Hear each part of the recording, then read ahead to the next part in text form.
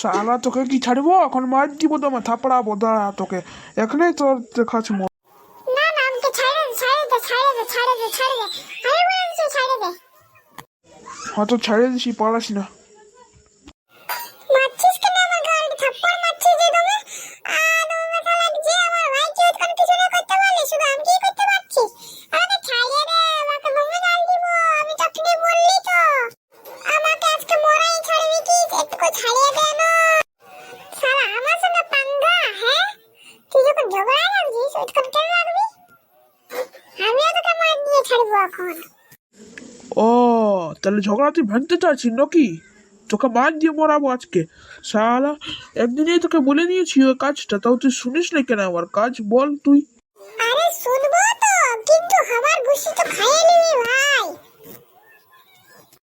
ঘুষি? দাঁড়া দাঁড়া দাঁড়া দাঁড়া দাঁড়া দাঁড়া, তোর মা ইয়াদ দিলেন দিব, তোর বাপ কেউ আসবে না এথা। হ্যাঁ তো তোকে ছাড়া যাবে এখন, আমি তো শান্ত হয়ে গেছি, তুইও শান্ত হ। তাহলে ঠিক আছে। হ্যাঁ তো চললি ঘর।